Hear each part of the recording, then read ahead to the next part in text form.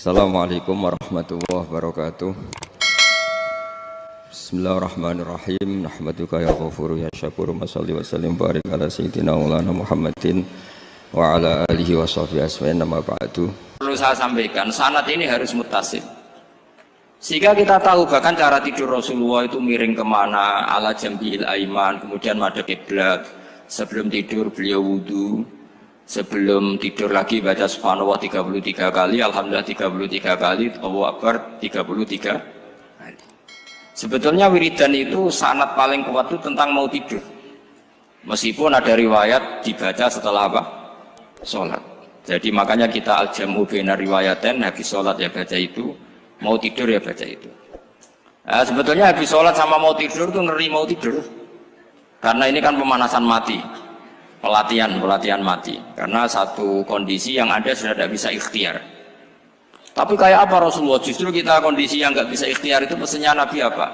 Kamu baca ini. In mutta kata Nabi, ada yang baca in mitta. Kalau mau berpikir potensi paling ngeri, bahaya paling ngeri adalah orang mau tidur. Karena di situ kita tidak bisa apa-apa. Cara musuhmu mangkel beku ya karek nyembelih. Cara bojomu mangkel beku ya karek ngobong kok ini TV ini. Anda usah merasa tidak akan mengalami itu, ya insya Allah enggak itu. Tapi dengan melihat di TV semua potensi itu ada. Untuk aku turun yang kendaraan tangis-tangis yang akhirat. Terus tak kok Gusti kalau mau akhirat mau kecelakaan.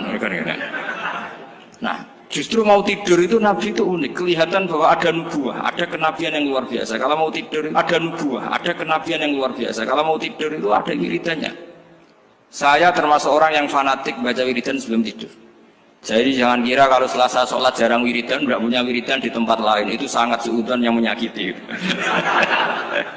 Saya punya cara sendiri untuk ingat Allah itu, terutama mau tidur. Sampai istri saya itu protes. Gus nak bersolat tahu mau nyekel tasbih habis tidur. Saya punya tasbih lupa jumlahnya semuanya di kamar tidur. Ini sekaligus ijazah entah pamer kebaikan tidak tahu saya. Pokoknya sudahlah husnudzon saja. Suudzonu iblis. Karena mau tidur saya pikir kalau tahu-tahu saya bangun terus ketemu mungkar nakir terus kayak apa. Sehingga Rasulullah itu ngajari kita luar biasa. Bismika wa du'tu jambi wa bismika arfa'u. Kalau mau tidur doa populernya apa? Bismika Allahumma ahya bismika amun. Hafalnya gitu tok. Saya hafal banyak. Allahumma rabbas samawati sab'i wa rabbal arsyil azim rabbuna wa rabbu kulli syai' falikal habbi wan nawa.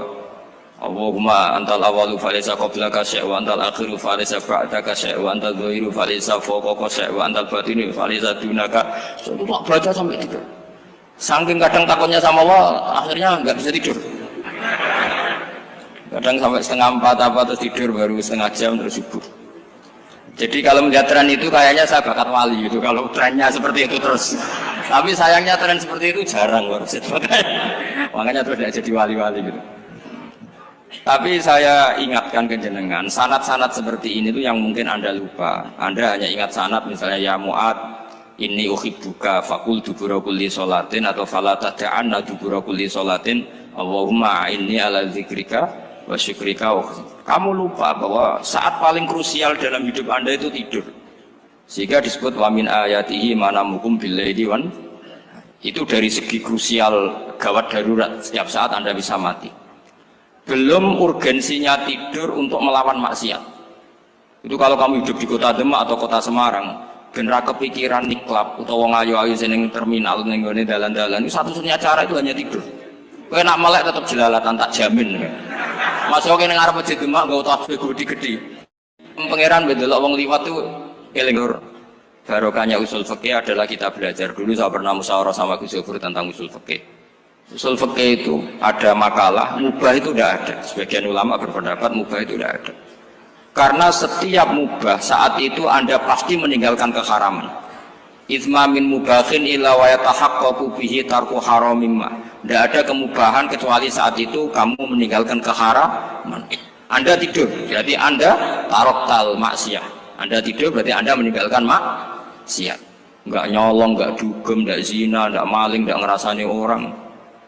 Jadi tidur anggap saja ya Rob, ya Allah saya mau tidur. Tidur itu ibaratun antarkil ma'asi. Jadi malaikat roket pate kandhani iki ra sekedar turu, ya kowe kudu ngerti iki ape ninggal maksiat.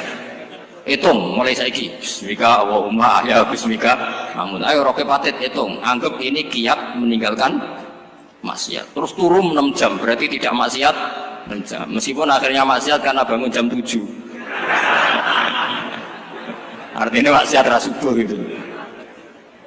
Tapi betapa krusialnya ulama lah yang mengajarkan kita tidur itu rohatan lil abdan untuk istirahat kita pulih lagi bisa kerja lagi Pak Bupati bisa ngantor lagi Pak Kapolsek Kapolres bisa ngantor lagi semuanya aktivitas tentara bisa ngantor lagi memulihkan kekuatan itu ibadah meninggalkan maksiat karena tidur juga ibadah tidur saja ibadah ini barokatnya umatnya Rasulullah Shallallahu Alaihi Wasallam senyaman itu. Coba kalau kamu jadi umatnya Nabi lain, wah itu beratnya bukan main.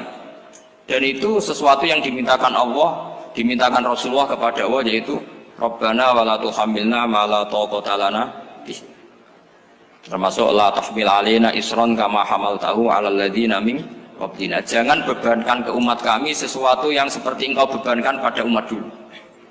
Umat dulu itu kalau mau tobat kayak umatnya Nabi Musa pernah nyembah anak sapi itu yang pernah nyembah tobatnya dibunuh.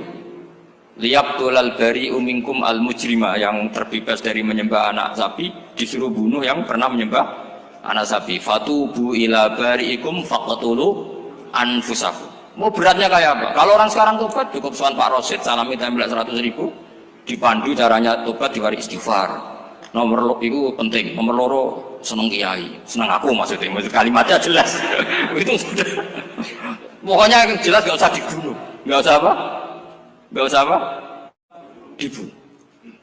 Sehingga tidurnya umatnya Rasulullah itu luar biasa, terutama tidurnya orang puasa. Tidurnya tasbih, tidurnya ulama juga tasbih. Karena dengan tidur itu kita tahu alamat kematian. Di mana kita masih di dunia saja punya kondisi di mana kita tidak bisa menentukan diri kita sendiri. Dan itu awal dari kita mengimani la haula wala quwata illa billah. Segagai koyok ngono ternyata ada kondisi di mana kita tidak bisa mengendalikan diri kita sendiri. Makanya disebut wa min ayatihi manamukum billaili wan nahar. Yang bisa menganalisis itu siapa? Ya ulama. Ulama kok tahu karena punya sanad musalsal ila Rasulillah sallallahu alaihi wasallam. Sehingga uniknya kenapa tidur itu sakral? Coba semua nabi di antara wahyunya itu lewat apa? Semua nabi di antara wahyunya lewat apa? Tidur, lewat mimpi. Inni arafil manami anni atfahuka fangzur madza tar. Maka mimpi ini harus dikelola secara baik. Yaitu kalau kamu mau tidur, wudu dulu, baca tasbih, terus tinggalkan semua dunia. Anggap saja ini pemanasan kematian. Itu insya Allah mimpinya sik pokoknya. Paling dikejar-kejar dajjal kecemplung kali, insya Allah. Tapi kalau kamu tidur gak wudu, raiso turu terus raiso turu mangan seku. Raiso turu terus raiso turu mangan sik ben warak ben iso turu. Insyaallah dikejar dajjal kecekel. Akhirnya ngelindur tak karu-karuan karena tadi. Nah, sanad seperti itu yang punya siapa? Hanya ulama. Ada lagi satu contoh ini sudah hampir 20 menit Pak. Itu saya pernah ngaji Durarul Kalami Syafi'i, mutiara-mutiara ngendikan Imam Syafi'i. Itu ulama itu mesti ngendikan itu unik. Tadi saya sudah cocokkan sama Bupati, tak tanya, Pak Bupati saya ini punya ilmu dari Bapak, mungkin pas untuk jinan pakai. Kata Bapak, urip itu podo ya, ngadepi konco, bek musuh itu podo ya, malah kadang ribet konco. Dulu saya itu iskal itu janggal. Tapi setelah ngaji Durarul Kalami Syafi'i yang ada di Muqaddimah kitab Majmu', Muqaddimah Syarhul Muhadzab Imam Nawawi, Imam Syafi'i ngendikan gini, man ahsana ilaika faqad qayyadaka. Wong ngapiki kowe nyancang kowe. Pak Rosid itu apian mbak aku. Karena sarang sowan mampir, gayanya apian. Jebule nyancang. Awas nak teko ning demak jebule. Itu faqat qayyadaka, nyancang kowe. Tapi waman asaa ilaika faqat atlaqaka. Wong sing eleki kowe iku penak bebasno kowe. Kowe tau diutangi wong kancamu ta musuhmu. Sing biasa utang kowe lho. Kanca. Kowe numpak mobil ketemu musuh enak ra usah nawani, nek ketemu kanca monggo bareng. Sing ngel-ngelo kowe kanca atau musuh. Artinya gini, kanca ya barokah, nggo perjuangan, musuh ya barokah mergo ora tau utang. Jadi segampang itu ulama melihat kehidupan itu, man ahsana ilaika faqad qayyadaka wa man asaa ilaika faqad atlaqaka. Jadi akhirnya kita hidup itu berkah terus. Di konco ya nak kata Solo di konco Gus Zofur nak kalau buatan sakit fikih musyawarah, ora iso tasawuf musyawarah. Di konco Pak Rosid, konco rai sederhana. Pokoknya duit. Tadi kurang contoh. Kalau rai Arab kan nggak sederhana, Pak. Wajahnya mewah terus. Ekonominya juga sederhana. Saya sama Rosid sama-sama gak kaya. Jadi ada nyotokan kan Gus Zofur sama Gus Baknya ngebis. Memang saya sering sama Gus Zofur ngebis sampai sekarang masih sering. Bukan karena miskin yang jelas itu pilihan itu. Jadi ulama itu segampang itu melihat kehidupan. Saya termasuk kiai muda yang nggak takut mati, bukan karena yakin di surga gitu, karena saya sering baca berdoa. Allahumma ya Allah, kata Rasulullah, kamu harus berdoa ya Allah, ij'alil hayata ziyadatan li fi kulli khairin wal mauta rohatan li min kulli syarrin. Mungkin sekarang kita ada zina, mungkin sekarang kita ada korupsi, mungkin sekarang kita ada maling, tapi potensi itu tetap ada. Yang bisa ngakhiri itu apa? Kematian. Maka anggap saja kematian itu rohatan li min kulli syarrin, semua mengakhiri semua keburukan. Kayak apa Rasulullah memandang kehidupan? Kalau kamu masih hidup, anggap saja ziyadatan li fi kulli khairin. Saya gara-gara hidup saudaranya kersane Pak Rosid ngaji di sini. Ikhlas Pak Rosid itu sangat ikhlas. Saudaranya senior kula dipaksa ge gelem, diintimidasi ge gelem. Wah itu barokah. Nanti setelah saya mau mati, karena saya juga akan ridho-ridho saja. Ya Allah, ini akhir dari segala potensi keburukan saya.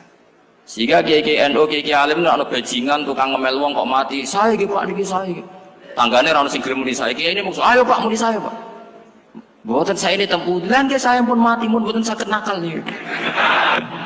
Ya jenenge rohatan li min kulli syarrin. Kalau mayit ya rohatan lahu min kulli syarrin. Kayak apa sanad kita ke Rasulullah, kabeh itu dimana jadi ibadah. Al hayat ziyadah fi kulli khairin, al maut rohatan min kulli syarrin. Kenal Pak Rosid ya ibadah, apalagi kenal Gus Zofur ibadah, kenal Bupati ibadah, konco perjuangan. Kok kenal preman ya ibadah, konco latihan dakwah, anggapnya latihan ngelola rehab. Kenal polisi ibadah, jaga stabilitas nasional, kenal ABRI ibadah, jaga NKRI. Kenal orang nakal ibadah, dianggap pembinaan. Semua itu ibadah. Kayak apa ajaran agama ini? Semuanya baik-baik saja. Tergantung niat. Tapi sanad ini siapa yang punya? Hanya ulama. Nah ulama itu siapa? Ya orang yang kamu ketemu. Dalam konteks ini Mbah Mun. Mbah Mun ngajari kita macam-macam. Mbah Mun ketemu orang siapa saja hormat. Saya kemarin bikin makalah untuk beliau, termasuk saya cerita dari riwayat Rasul akli ba'dal iman billah at-tawaddud ilan nas wastina'ul ma'ruf ila kulli barrin wa fajirin. Inti iman setelah akal menentukan kita iman kepada Allah, akal setelah mengantarkan logika iman kepada Allah, akal itu kita gunakan at-tawaddud ilan nas supaya kita bersikap simpatik dan melakukan kebaikan kepada siapa saja. Karena barokahnya kita simpatik nak ngandani wong nggih gampang. Misalnya kita di kiai alim sundul langit sampean mbek tangga modit, ketemu wong perengut, sing ape ngandel iku sapa? Sementara sing preman, ayo ngopi nggonku sik tenang ae. Sing kiai ini orang begawean ngene kopi kowe. Akhirnya sing preman sakhok di pengaruh, sing kiai ini bakhil gak duwe pengaruh. Itu tidak boleh kejadian seperti itu. Makanya ada riwayat wastina'ul ma'ruf ila kulli barrin wa fajirin. Terus kula suwun sanad-sanad seperti itu tidak boleh hilang. Saya itu kitabnya Bangun Al-Ulama Al-Mujaddid itu setengah hafal, sampai sekarang masih tak baca. Kalau mau tidur tak baca, bahkan di tas saya itu ada terus. Ya karena kalau saya di Jogja kangen Bangun baca itu, ketika beliau masih sugeng, apalagi sekarang. Karena jangan sampai saya ini punya fatwa yang mukhalif terhadap fatwanya Bangun. Ini terutama warning sama santri sarang, nggak boleh. Terakhir itu Bangun punya kecenderungan, punya pikiran kayak Yusuf Qaradawi. Ya potensi wajibnya zakat khodrowat fawakih. Ngendikan gini sama sih ingat ketika ngaji sama Gus Zofur Pak Rosid kalau bangun guyon wong desa iku wis melarat gegere nganti kaya akeh wae bangun nyontok gegere macul nganti kaya akeh gara-gara sing ditandur pari wajib zakat. Wong Sulawesi nandure kakao cengkeh, zaman iku cengkeh joyo berhubung ora akut gak wajib zakat padahal kaya raya. Jadi fenomena itu sering diutarakan beliau. Lama-lama beliau ngarang di Al-Ulama Al-Mujaddidun, beliau mengutip pendapat Ibnu Katsir, tentu di era modern kayak Yusuf Qaradawi. Sebenarnya Yusuf Qaradawi sendiri bukan mujtahid, dia yang muqallid juga. Kata Ibnu Katsir, Wa mimma akhrajna lakum minal ard. Yang harus dizakati adalah ma itu umum, apa saja yang keluar dari bumi. Maka kecenderungan Mbah Mun akhir-akhir itu beliau fawaqih khudrawat itu dizakati. Tapi beliau tentu tidak ilzam ya, karena beliau sangat syafi'i. Tapi ini kan saran yang baik lah menurut saya. Apa susahnya sih jadi wong lomo gitu. Wong jadi wong medhit kok mbok bilo-bilo. Lah nek kowe takok takdirin ndi Gus, nak khudrawat fawaqih, melon, kakao, tebu wajib zakat. Takdire iku lomo iku apik, medhit iku elek, ngoten mawon.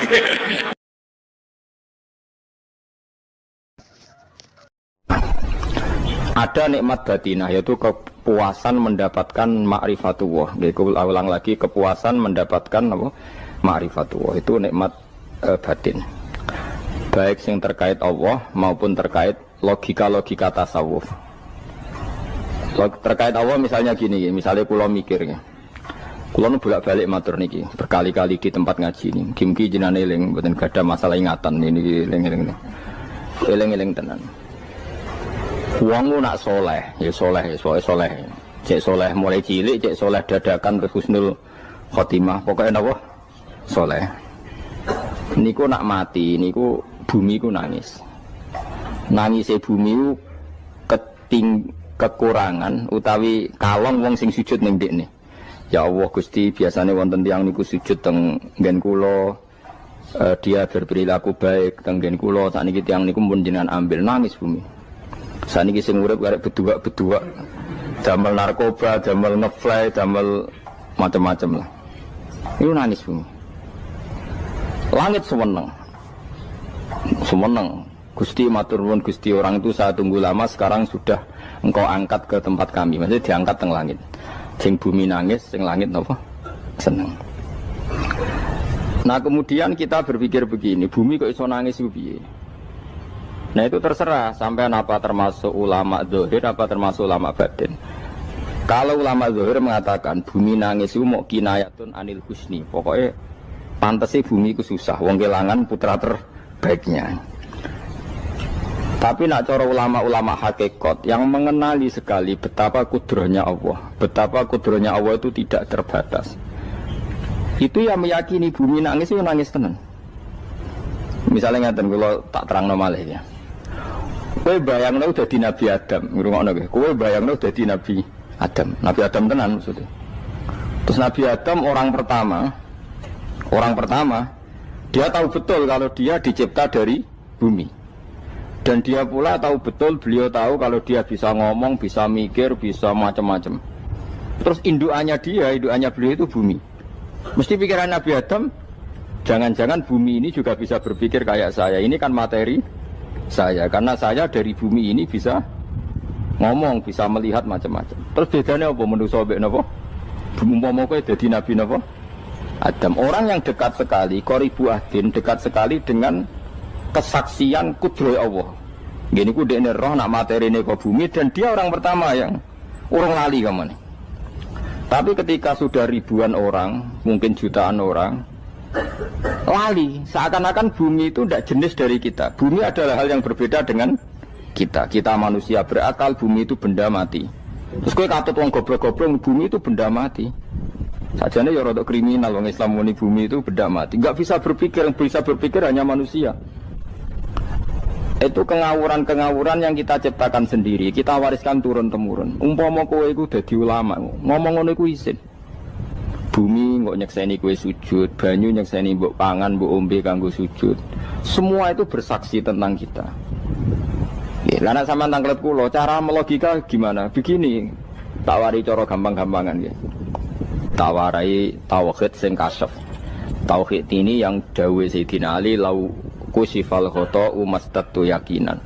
Umpama somben tutup-tutup iku dibuka, akulah imanku ora tambah mbek pangeran. Karena tren dunia dan akhirat sama.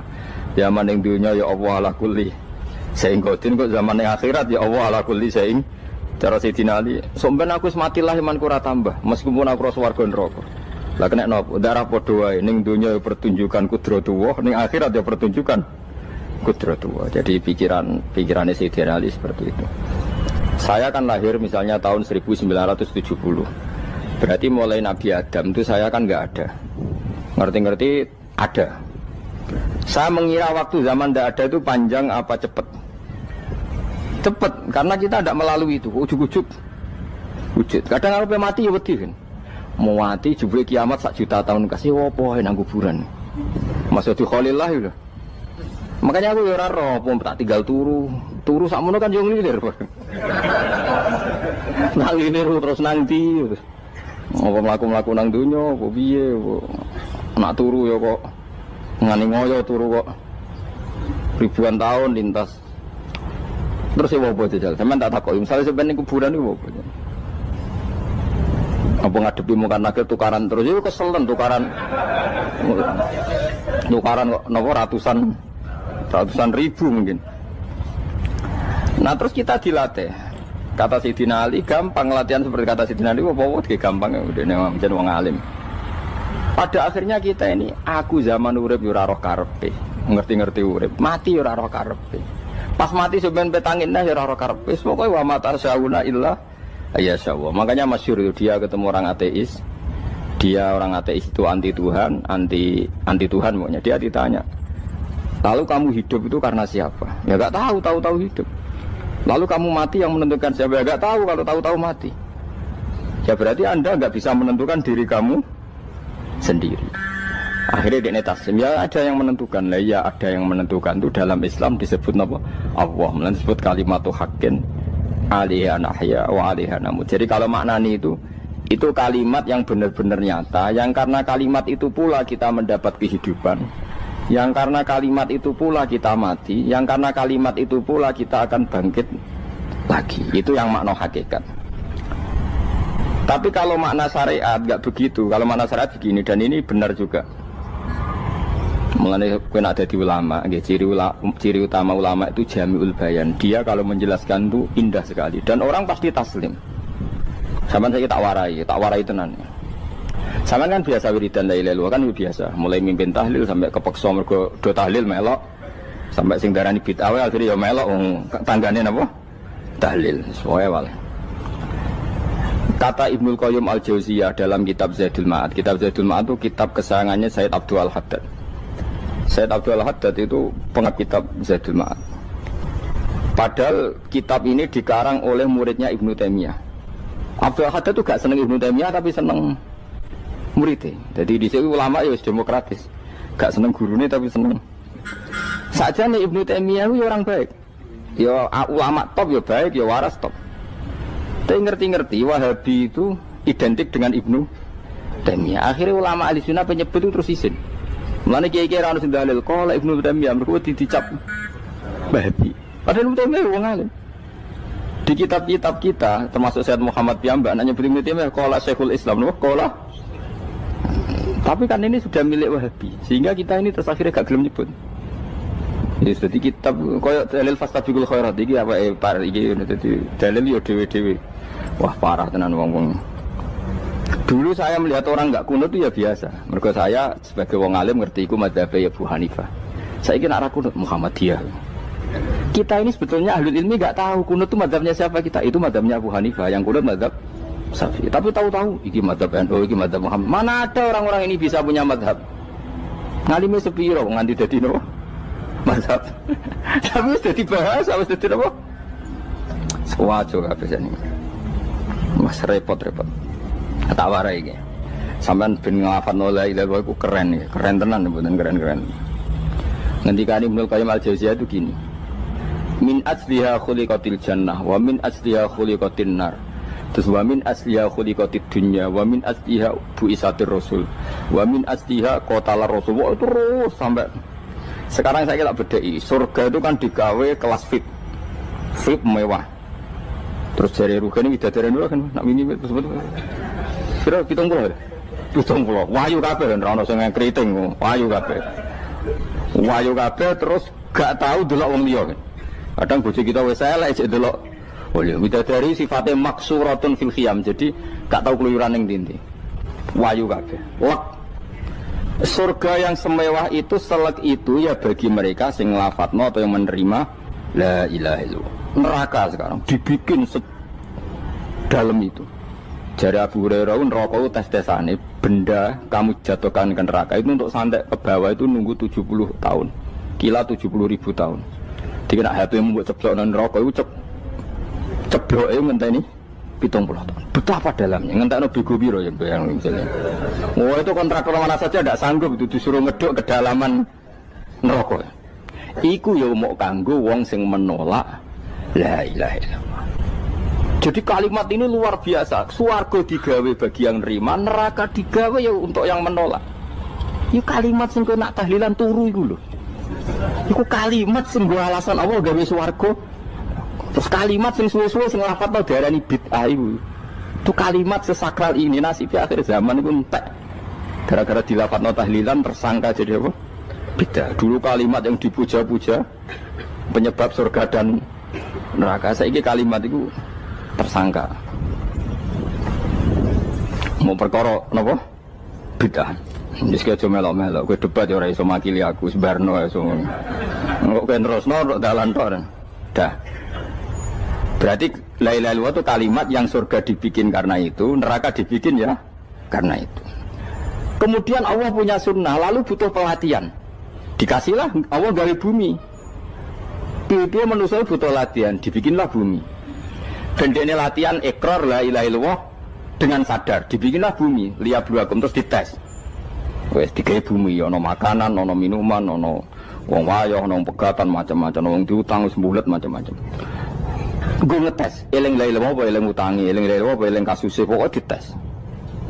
Karena nggak fair kalau Allah bikin itu kemudian nggak dites, dibikinlah darul imtihan. Dunia itu bahasa Arabnya darul imtihan, tempat tes-tesan. Imtihan mana apa? Tes, liyabluwakum, diuji. Wes diuji kita hidup. Artinya kita dihidupkannya pun oleh Allah demi tes-tesan la ilaha illallah, disebut kalimatu haqqin 'alaiha. Nah, ya sebenarnya kita hidup pun ini untuk dites. Pada akhirnya la ilaha illallah apa enggak? Paham ya? Terus dites. Allah itu juga secara hukum itu kan enggak fair, dites kok enggak punya pemandu. Dibikinlah Rasul, diutuslah para Rasul untuk pemandu. Tes itu kan butuh seru. Mak pemandu tok ora ono musuhe kan gak seru. Dibikinlah setan. Sajane sebagian kita sudah setan tapi ini ben seru. Lho ndak setan kan minal jinnati wan nas, rumangsamu setan sapa? Baik setan minal jinnati wan nas. Jadi kena muni auzubillahi minasyaitonir rajim terjemahane berlindung Allah dari saya sendiri Allah itu. Lalu itu kalau lama dulu biasa naudzubillah min syururi anfusina wa min sayyiati amalina. Sebenarnya kita berlindung hanya dari setan yang jauh, iblis itu enggak. Ya setan diri kamu sendiri, min syururi anfusina, dari kejelekan diri kita. Ngomongnya do wujud, soalnya setan tuh makhluk gaib sing piye. Lah kowe iku sapa? Nganti kowe maksiat terus mergo akrab klop, roh mbek setan klop. Mulane terus maksiat. Dah Allah ngutus pemandu yang ngecul setan dan fair, kenapa? Fair. Jadi semua darul ibtila ini juga demi kalimat. Nah, makanya disebut kalimatu haqqin sing alaiha nahya. Kita hidup ya demi mendapatkan kalimat itu. Kita mati nanti ya demi kalimat itu, artinya mati ke neraka ya karena kalimat itu kita menolak atau mengabaikan. Masuk surga ya karena kalimat itu kita hormat, kita benar dalam memperlakukan kalimat itu. Berarti alaiha nahya wa alaiha nam. Terus wa alaiha nub'as karuan, kalau kamu termasuk minal aminin ya nub'as minas solihin, kalau minal kafirin ya nub'as minal zalimin. Tapi semua desain dunia ini hanya demi kalimat la ilaha illallah Muhammadur Rasulullah. Nah ini kan penting. Bagaimana mungkin kemudian kalimat sesakral ini, sehebat ini, kemudian ada orang tahlil kamu tidur. Kok iso kula jangga kok iso wong turu. Misalnya kayak mangkel, kalau mangkel sing mimpin Gus, wira barbar. Bagaimana mungkin kalimat yang menyelamatkan Anda kemudian Anda anggap problem? Elek gak? Apalagi kamu anggap ini bid'ah. Nak cara kula oke lah, ndongakno mayit itu gak ono tuntunan Nabi. Tahlilan gak ono tuntunan. Tapi wis muni tok kono tok. Artinya menduk kono tok ora usah nyerang kalimah, enak kalimah tetap kalimah thayyibah. Soal kowe ora seneng sing tahlil, mergo tiga profesi lah iku wonge wae gedhinge aja geman. Ya saya misalnya, saya kadang enggak cocok sama mubalek karena kadang profesi. Tapi saya tidak pernah anti pengajian bagaimana untuk membawa syiar Islam. Tapi kalau mubalek kadang ora seneng, kadang takok entuk piro Bareng sangoni sithik, gak sumpah mek transportasi ini. Lah ngono kok mbok senengi iku piye? Tapi kita terus gedeng keliru iku sing nggawa siar Islam. Mana ada pengajian didengar orang banyak tanpa mubalek? Gak iso. Ini iso melepukno barang-barang ra penting dadi penting iso. Lah cara guruku teng sareng, lha ngape mlepuk kanggo panggung barang perkara. Tapi kadang ya benar.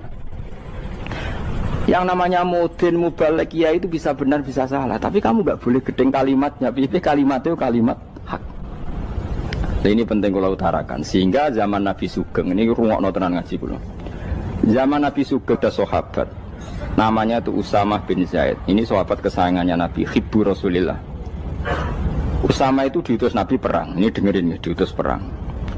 Pas perang itu si kafir tadi menggal temannya. Ada yang tangannya putus, kakinya putus. Wah, seorang kafir ini sudah luar biasa. Bacok sana, bacok sini. Ketika terdesak oleh pasukan Usamah, kebetulan Usamah ini cakap ya, sama beberapa temannya orang Ansor. Orang kafir yang sudah koto'a arjulana wa koto'a aidiana, dia pas terdesak bilang la ilaha illallah. Terus sama Usamah tetap ditusuk, dibunuh karena dia berpikir ini qolaha muta'awid, dan dia melafadzkan kalimat itu hanya berlindung dari pembunuhan. Setelah dilaporkan Nabi itu marah besar. Nabi ngendikan kaifa anta ya Usamah bila ilaha illallah idza ja'at bika yaumal qiyamah. Kowe nak ditakoki la ilaha illallah ku piye? Piye wis ngomong la ilaha illallah, tapi sampai ngomong ngoten sakwise ngetoki tangan kula, maksudnya tangan kula tangan kelompok saya, tiga-tiga saya. Nabi tetap jawab kaifa bila ilaha illallah idza ja'at bika yaumal qiyamah. Nabi menyoal terus. Sampai menjadi fatwa ijma'nya fuqaha, siapapun yang melafatkan la ilaha illallah harus kita terima meskipun qolaha muta'awidzan, meskipun saat melakukan hanya cara zahir berlindung dari kematian, sehingga kita terima. Orang kafir yang 80 tahun kafir melafatkan la ilaha illallah 1 menit menjadi mukmin. Sampai ada ayat kulil ladzina kafaru iyantahu yufar lahum ma qad salam. Ini kalimat yang sakral, bahkan kafir yang 80 tahun saja menjadi mukmin hanya karena melafatkan la ilaha. Mulanya yang ngaji saya, yang senang saya, jangan pernah kamu mengatakan ada bid'ah yang orang bisa jadi kafir. Bagaimana mungkin orang mukmin yang ke kuburan dan melafatkan la ilaha illallah kamu katakan kafir? Padahal kalimat ini yang kafir 80 tahun saja menjadi mukmin. Saiki ana wong nglafatno la ilaha illallah mergo salah tempat pinggir patok mbok arani kafir. Kok aneh. Mungkin kafir 80 tahun udah di mukmin iki gara-gara ngafalno la ilaha illallah dadi kafir. Mergo mau salah kali, salah tempat. Ning pinggir apa? Patok. Gue nara cocok mending nganggur, wong sering ziarah ku nganggur. Nyatane ya tenan. Cara dekne pegawai negeri ora sering ziarah. Nah iku tapi ora usah muni kafir gak mungkin lah. Coba kalimat ini itu orang kafir yang 80 tahun menjadi apa coba? Dengan melafadzkan kalimat ini. Mukmin kan? Berarti kalimat ini adalah kalimat penghilang kekafiran. Lalu karena dilafadzkan secara salah dianggap kafir. Hanya karena bid'ah itu tidak mungkin. Makanya sebetulnya Wahabi yang alim-alim itu tidak berpendapat demikian. Saya punya beberapa referensi Wahabi yang alim itu tidak pernah mengkafir-kafirkan orang karena perdebatannya seperti itu. Tapi saat ini wis kuwajo. Sebenarnya kalau orang alim itu ya mirip-mirip, entah Wahabi entah tidak mirip-mirip. Karena kalimat tadi. Wahabi itu kitab terbesarnya itu Ibnu Taimiyah. Ibnu Taimiyah itu punya murid Ibnu Qayyim Al-Jauziyah. Itu sampai sekarang saya lihat di fatwanya Ibnu Taimiyah itu begitu hormat sama orang-orang kita ini sama. Tapi tahu-tahu lewat penyaduran sana sini terus menjadi kacau. Jadi kalau balik ini malah sampai anak kepengen dua nikmat batinah seperti tadi yang saya utarakan. Swarga dicipta sedemikian mewah ya demi yang menerima la ilaha illallah. Terus neraka dibikin se ekstrim itu juga bagi yang nolak. Kemudian dibikin daru pelatihan yaitu dunia ya karena kalimat berarti kalimat itu luar biasa. Wa biha qamatis samawati wal ardu. Kalimat ini pulang menjadikan langit bumi berdiri. Lalu sekarang kita bisa ngomong, bisa berpikir, bisa ngadekno BPKB macam-macam. Itu karena kita sendiri apa karena kudratullah? Saya tanya. Karena kudratullah. Kalau karena kudratullah, apa susahnya Allah bikin kemampuan tanah ini nangis, tanah ini susah. Wong podo-podo kowe iso nangis, iso mikir ya mergo kudratullah, ndak karena kamu. Harusnya ya sama, bumi-bumi ini bisa menangis juga karena kudratullah. Makanya bumi ini menangis ketika enggak ada orang yang sujud. Itu ya mungkin. Wong zaman kowe iso nangis ya krana kudratullah, mestine bumi yang kamu katakan benda mati, hakikatnya dengan kudratullah juga sama dengan kita. Mulane tenggene kitab Al-Husunul Hamidiyah, kula ngrasa utang tenan mbek kitab niku. Dulu saya ngaji 2 tahun kitab Al-Husun. Kitabnya kecil tapi saya ngaji itu 2 tahun. Berkali-kali saya ulang. Itu beliau cerita gini. Dia yang ngarang itu orang alim, kebetulan dia orang India. Memang kelebihannya kitab dikarang orang Arab itu luweh bulet. Wong Arab kan semuanya Islam, karangannya itu standar. Ini dikarang orang India. Di Tonggo Blodor, di masjidnya, dikarang ulama yang masyarakatnya itu udah karu-karuan. Beliau cerita itu gini. Manusia itu punya satu kebodohan, di mana kebodohan itu disebabkan oleh Robtul Asbab Al-Adiyah, mengkaitkan sebab sing biasa-biasa. Misalnya gini. Sama saya kita omongi, misalnya ada orang bilang gini, batu ini nanti itu menjadi ayam. Orang bilang mukhal apa enggak? Enggak, jawab saja. Mukhal. Kenapa bilang mukhal? Karena dikira enggak bisa kan? Enggak, jawab saja. Jawab satu-satu. Batu ini menjadi ayam. Kamu jawab mukhal. Alasannya apa? Alasannya enggak mungkin terjadi apa kamu enggak bisa? Sebetulnya karena kamu enggak bisa. Udah. Lau ukhbiro dzakar rajul, andai kan orang itu kamu kasih tahu, klungsu ini biji asem itu, biji pohon asem itu. Nanti yang kecil ini suatu saat besar. Setelah besar buahnya banyak, tambah besar, tambah besar. Terus orang bilang mungkin. Ketika bilang mungkin itu karena dia bisa apa hanya karena menyaksikan berkali-kali ada kejadian nak klungsu ditandur, iku iso dadi gede. Coba sama jawab. Karena dia bisa apa karena hanya menyaksikan itu sering terjadi? Hanya misalnya. Artinya zaman dia mengatakan mungkin itu pun tidak memberi kontribusi ikut buat. Iya enggak? Tetap bergantung kudrahnya Allah. Dia hanya bilang mungkin karena sering melihat. Sebenarnya dia enggak sama sekali memberi kontribusi. Lah darani mungkin ya ora urun. Paham ya? Lalu kenapa dia kecangkeman terus muni wong wis mati dadi lemah gak mungkin dadi manusa meneh. Lho zaman dadi manusa sing wis ngene iki kok mani dene lara malah gawe. Terus muni mungkin mergo sering terjadi, sering roh, sering bersaksi. Berarti sebetulnya manusia itu pakai ukuran dia mampu tidak mampu apa pakai ukuran bersaksi melihat. Bersaksi. Nah ini kan problem kita sebagai manusia itu problem. Makanya disebut wa kanal insanu zaluman jauh wis goblok aja-aja. Mergo manusia itu nak wis goblok aja. Makanya saya kemarin diminta ngisi di pondok kajen. Kalau sampean berdebat sama orang ateis atau orang komunis itu gampang saja. Dilatih begini seperti teorinya Quran. Ya nanti saya teruskan ini tak ulang lagi ya. Saya ulang lagi ya. Andai kan nggak pernah terjadi telur itu jadi ayam, nggak pernah terjadi sama sekali. Telur itu jadi ayam. Terus kamu mengasih tahu orang tadi, telur ini loh nanti jadi hewan yang hidup terus terbang. Mesti dia bilang mohal, mau benda mati kok nanti jadi benda hidup yang terbang ngalor ngidul. Berhubung sering terjadi dan dia pun tidak ikut bikin, bilang mungkin. Paham? Saya ulang lagi ya. Berarti dia bilang mungkin karena sering apa? Terjadi dan dia lihat. Andai kan pertama kali nggak ada telur sama sekali yang jadi ayam, terus pengalaman pertama di dunia belum pernah terjadi. Kamu kasih tahu telur ini nanti jadi ayam terus terbang. Orang ini bilang mohal enggak? Muhal. Berhubung sering terjadi bilang enggak. Nah berarti kita nanti bangkit dari kubur gampang saja bagi Allah. Cuma belum pernah terjadi kamu mengatakan muhal. Nah makanya otak kita harus dibenahi. Makanya jogeman percaya ambek yang pernah kita lihat, yang sering kita lihat. Percayalah dengan akal, tapi akal waras tuh. Karena waras itu serempet tatanannya wangil. Makanya Islam itu melatih. Qul falillahil hujjatul baligha. Misalnya begini ya, dulu kalau Gerwani atau PKI atau siapa sajalah, itu kalau melatih anak-anak TK, makanya seorang ulama harus punya kecakapan penjelasan ibanatul ahkam. Itu anak-anak kecil dilatih, anak-anak kamu terpejam, mintalah manisan sama Allah. Ya Allah saya minta manisan, saya minta permen. Terus disuruh buka, dapat enggak anak-anak? Enggak dapat bu, wah berarti Allah enggak ada. Sekarang minta sama bu guru. Bu guru kami minta permen dikasih. Berarti yang ada bu guru bukan Tuhan gitu. Akhirnya jadi gerakan ateisme. Nah sebetulnya untuk melawan gerakan itu kita harus melatih begini misalnya gini. Saya itu pernah ketemu sama orang yang berpikiran komunis. Oh komunis juga.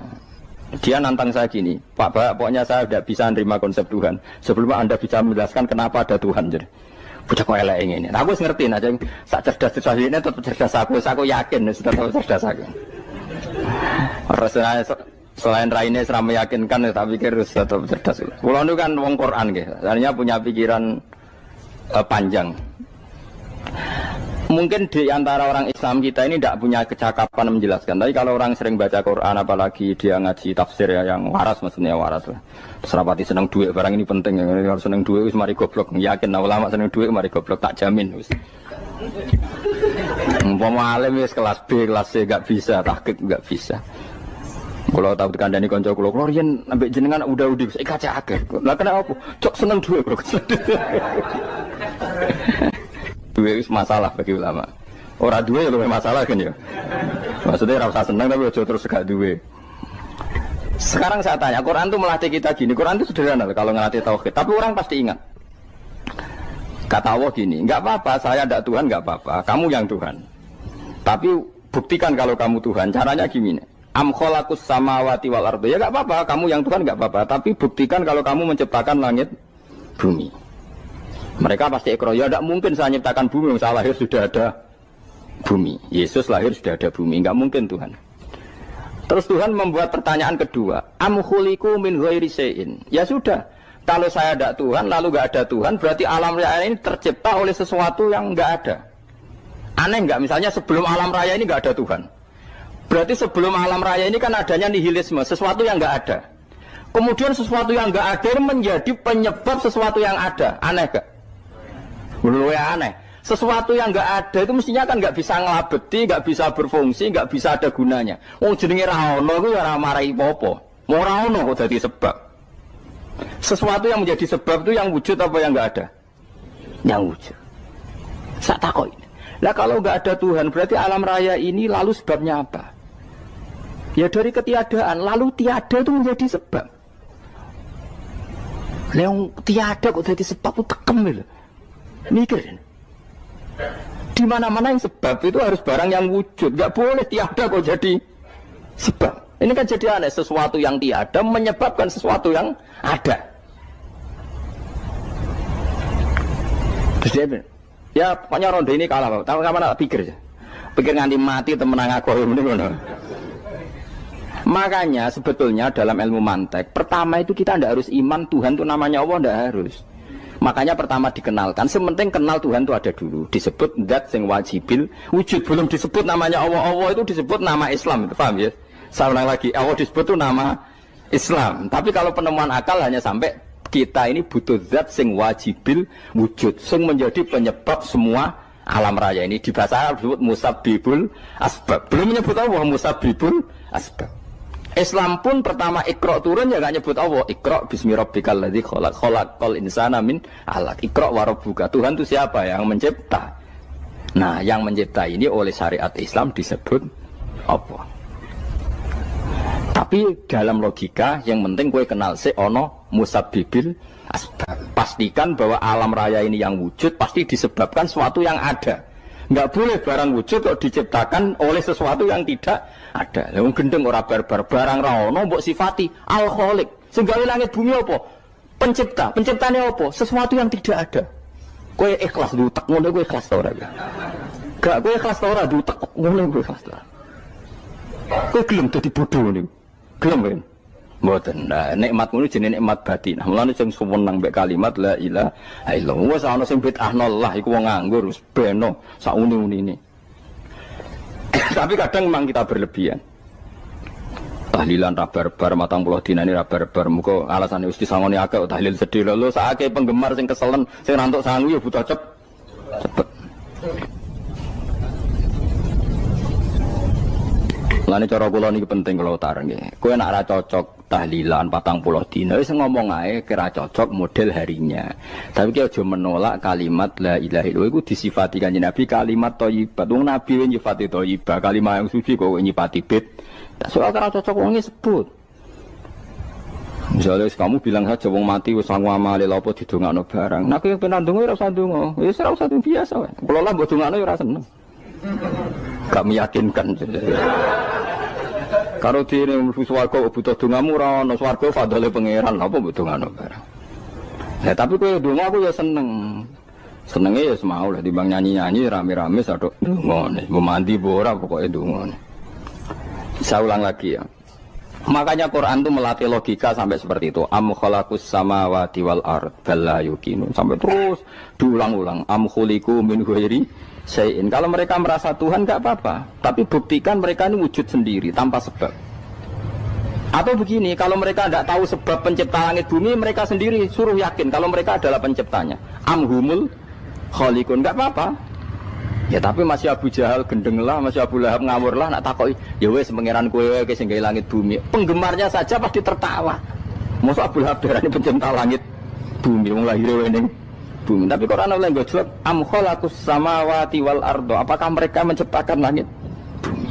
Bala yuqinun, mereka pun tidak pernah yakin. Jadi itu pangeran. Makanya di mana-mana orang alim itu suka debat. Karena pangeran sendiri kalau menjelaskan kebenaran seringnya juga nantang debat. Kata Allah, Qul ara'aytum ma tad'una min dunillah aruni madza khalaqu minal ardi am lahum syirkun fis samawat. Enggak apa-apa mereka Tuhan kata Allah, tapi buktikan zaman langit diciptakan mereka memberi kontribusi apa? Apa urun bego, apa urun cagak, apa piye lah pas aku gawe langit iku dekne urun apa jare am lahum syirkun fis samawat. Misale urun apa lah? Urun tol ta urun apa lah. Itu pangeran. Mereka kan pasti menjawab enggak. Terus itu nih kita bimbing qobliyada. Kalau kamu nggak percaya Quran sebagai kitab nggak apa-apa, tapi buktikan kamu punya kitab tandingan. Nggak, mereka nggak punya juga. Atau gini, nggak usah Quran, nggak usah sakralan. Au atharotim min ilmin, atau kajian ilmiah yang membuktikan bahwa Yesus itu Tuhan, atau yang membuktikan bahwa berhala itu Tuhan. In kuntum shodiqin, nggak apa-apa kalau kamu benar, buktikan. Nah itu makanya semua nabi itu punya kecerdasan, karena tadi nabi kadung nantang itu nih kita bimbing qobliyada au atharatim min ilmin in kuntum shodiqin. Tapi sekarang orang alim soleh itu jarang. Yang ngono ngerung soleh rapati ngalim, nggere sing alim biasanya rapati soleh. Lah kula termasuk rontok-rontok ya isih rontok soleh ya rontok, tapi lumayan masih menjaga hujjatullah tadi. Sebab itu ulama dulu mengajarkan Allah itu siapa? Disifati zat sing wajibil wujud. Karena alam ini kadung ada. Kalau alam ini kadung ada, pasti penyebabnya sesuatu yang wujud. Tapi kalau wujudnya mungkin, bahaya. Wong sing gawe wae wujudnya terima mungkin bisa wujud bisa tidak. Makanya dipermanenkan yang gawe alam ini zat sing wajibil wujud. Sing wujudnya wajib. Wajib itu enggak bisa enggak pasti wujud. Nah terus kita kenal itu namanya khaliq, itu musabbibil asbab, itu khaliqul asya. Lalu oleh Islam zat yang demikian itu disebut Allah. Terus jadi la ilaha illallah. Nah orang yang bertauhid gini tentu punya kenikmatan batin yang luar biasa. Sehingga saya bayangkan nanti mati yang ngono biasa wae kan. Gusti zaman kula teng donya ora melok ngatur oksigen, ngatur nyawa, ape mati ndak ra ngoten. Mulai dari Siti Ali, jenengan jenengan nak mati tambah pinter apa biasa? Ya biasa wae. Ning bumi yo ndelok kudrohe Allah, kok ning akhirat ndak ra padha wae ndelok kudrohe Allah. Mulane beliau masyhur guyonan beliau lauku sifal ghata mastatu yakinan. Soben aku nek mukasafah ning akhirat imanku yo ora tambah, ya biasa wae, standar-standar wae. Maksudnya kue ning dunia ujung-ujungnya paling pokok ya menyaksikan kudratullah. Sebenarnya akhirat ujung-ujungnya paling pokok ya delok kudratullah. Ning dunia saiki Allah ya matlubi sing kita cari. Sebenarnya akhirat ya Allah matlubi. Paham ya? Artinya hukum dunia dan akhirat itu sama. Kita di dunia golek ridane Allah, ning akhirat ya golek napa? Ridane Allah. Lah nek soal kecil tapi ning akhirat masalah pun rokok masalah, diutang ditagih yo masalah, kere suwi ku yo masalah. Ya biasa jenenge makhluk anane masalah. Sing ora oleh di masalah ku pangeran. Pangeran sing duwe masalah. Biasa wae. Terus niki kula mulai saking penjelasan nggih kias ali. Kias ali itu analogi kias nggih, analog dados tenggene ilmu-ilmu usul fikih itu ada kias itu kan kias aulawi dari bawah dikiaskan ke yang lebih apa? Atas. Ada kias setara, namanya kias musawah, setara. Ada kias fahwal khitab, maknanya ya orang pasti sadar kalau maknanya seperti itu. Sampai saya kita beda, jawab mau biasa mau. Kudu ya pantas, pinter ya pantas jawab. Kalau bolak-balik ngaji menerangkan. Kita ini hidup tuh menjadi tahu apa malah menjadi tidak tahu gara-gara hidup. Nah, aku mari ke goblok sih, ora oleh. Gara-gara hidup menjadi tahu. Yo, rasanya bener gara-gara hidup menjadi tidak tahu. Kowe goblok itu sebab apa? Sebab tahu apa sebab tidak tahu? Wes gak polling gak apa-apa. Ayo 02 sik sebab tahu. Ini yang syukuran. Tahu. Hidup itu menjadi tahu menjadi tidak tahu. Menjadi tidak tahu. Oke, Mas. 01 ya. Oh. Menjadi tahu. Nah, hen tengah-tengah. Wong loro padha ora jelas ya, cara kowe. Ndak tahu. Berarti menang 0 piro? Biasa.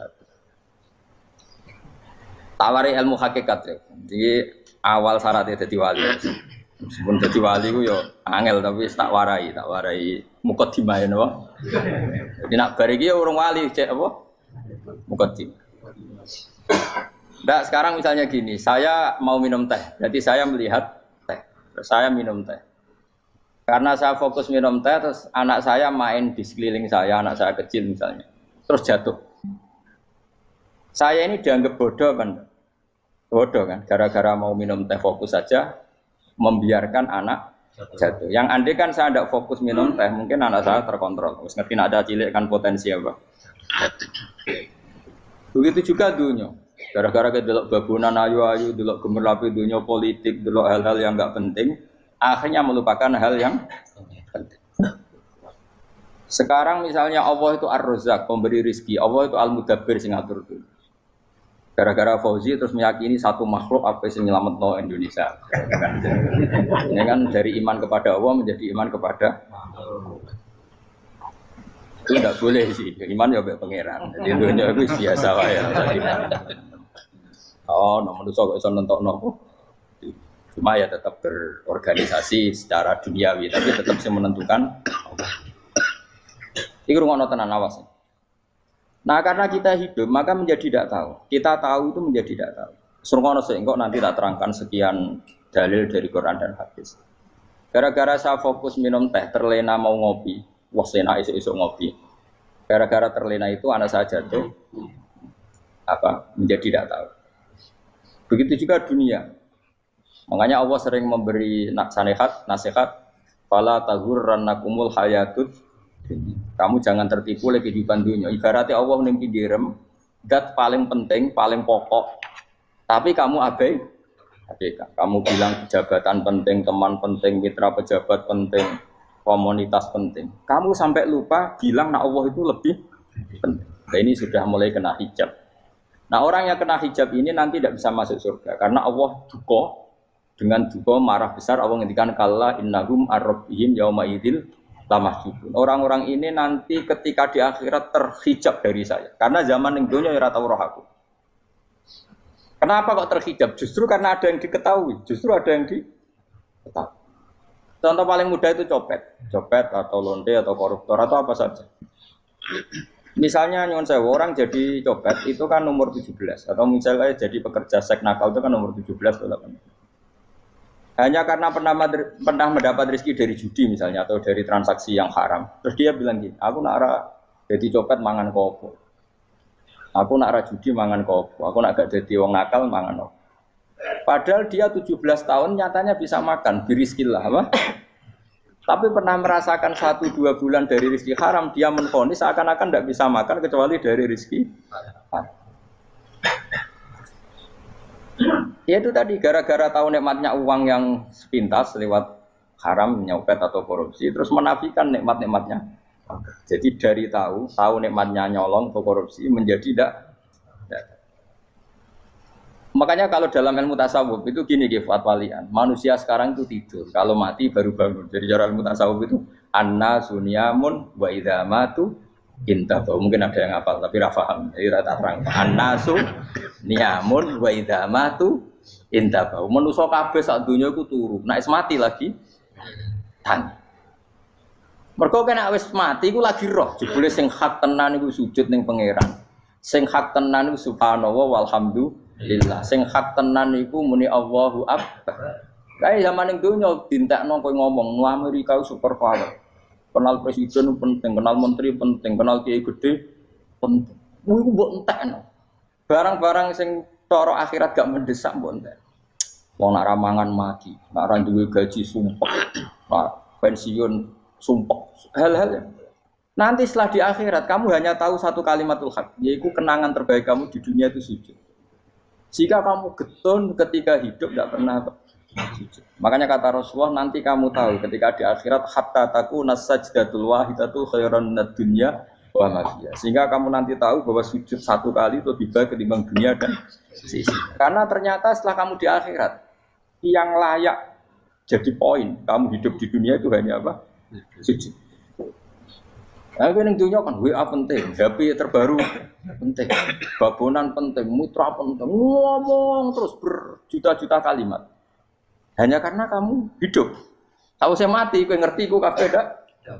Maka ilmu kamu itu setelah mati, lagi ilmu terlambat. Napas ilmumu terlambat itu Allah duka. Kalla apa alhaqumut takahatu hatta zurtumul qabir. Kalla saufa ta'lamun, summa kalla. Terus kala lau ta'lamuna ilmal yakin la tarawunal jahim. Pas kowe ilmumu wis bener. Gusti ternyata penting sujud teng jenengan, ternyata penting jenengan Allah. Pas roh pas wae mlebu neraka. Kok wis kecewa. Ya saiki tapi wae mlebu neraka, roh wis terlambat. Mane tak warai saiki bener roh pas wae mlebu neraka. Kok nak roh terlambat, pas roh wae mlebu. Sehingga ketika Allah melehno wong kafir, melehno itu mencibir orang kafir. Kata Allah begini. Ini mungkin yang hafal Quran bisa dicek lagi. Fakashafna angka hito akafa basarukal yauma hadid. Jadi kata Allah ngomentari orang kafir ketika di akhirat, laqad kunta fi ghaflatin min hadza. Kamu lupa kan kalau ada akhirat seperti ini kata Allah. Fakashafna angka hito aka. Sekarang kamu saya kasaf, saya buka semua fakta. Fa basarukal yauma hadid. Sekarang pandangan kamu tajam. Dulu di dunia bilang misalnya seks penting, dugem penting, narkoba penting, maksiat penting. Kalau enggak gitu saya pusing. Nanti di akhirat semua ini jadi problem. Artinya apa? Gara-gara di dunia melihat gemerlapnya dunia, dia menjadi tidak tahu pentingnya Allah, tidak tahu pentingnya akhirat. Maka dengan hidup malah menjadi tidak tahu. Maka untuk menjadi tidak tahu itu sebabnya dua. Makanya polling 01 dan 02 sama benarnya tadi. Gara-gara tahu yang menjadi tidak tahu, gara-gara tidak tahu yang menjadi tidak tahu. Tadi misalnya kamu fokus ya, misalnya Rukin jelalatan untuk cawe itu, fokus untuk cawe itu, gak Allah waktu ngarepe kejengkang, kesandung. Berarti gara-gara melihat menjadi tidak tahu.